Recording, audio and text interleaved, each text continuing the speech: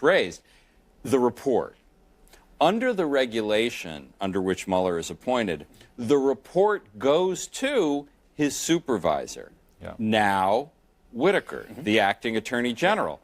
Whitaker is under no, the regulation does not say specifically what he's supposed to do with that. He can take it home. He could take it home, leave it in the night leave it in a safe, never share it with anyone, or he could make it public. He could send it to Congress. I mean, this is one of the most critical responsibilities that Whitaker now has as the supervisor of the Mueller investigation. What does he do with this report that he will receive? And it may be more than one report. Some reporting I've done suggests that there will be a report that Mueller does about obstruction of justice, about the firing of James Comey, separate from any report about the Russia part of his. My understanding, Jeffrey, let me make hang on one second, just one second, Carl. Sure. My understanding also, Whitaker could literally stand in the way of an indictment if he wanted to. If Mueller wanted to indict someone tomorrow or this week, Whitaker could say no. Absolutely. All right, go ahead, Carl. I think we need to look at this in a larger context of Donald Trump trying to both spy on the Mueller investigation himself and constrain it.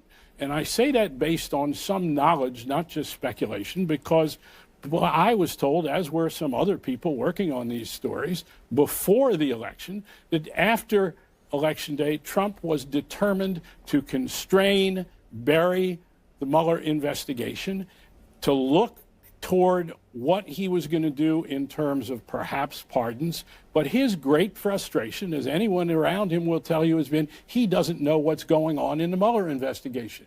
He now has, unless Whitaker is going to immediately recuse himself, he now has a spy camera into the investigation. Well, but you also, Jeffrey, Carl, have... do you think that this is right? Well, yeah, I mean, he's the supervisor. This has been what he has lost and not had. It's one of the reasons that he wanted to fire Comey. Comey wouldn't tell him what was going on in the investigation. He now has the ability to know what's going on, including how that office, Mr. Mueller, is looking at his son-in-law, at his son. So Trump now is But he may already know a lot of things that are making him upset. He knows things that are making him upset. But I can tell you that I have heard from people around Trump, his frustration is partly he does not know and has not known what big aspects But let's also point out that the guardrails that have been in place, whether it was Don McGahn, his counsel,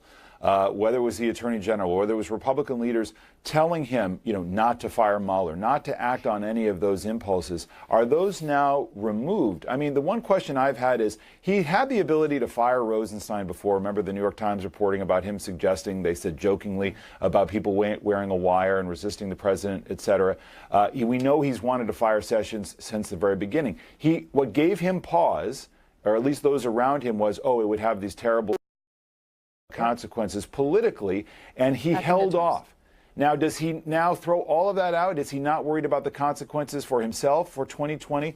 I don't know the answer to that, but he exercised some restraint. I think we know of some of the answers. That he did it seconds after the midterms. Right. He did it. There were still results coming in. There still are results. There still are results coming in. 2020 is a long way away. Well, but the political scenario has changed in a different way as well.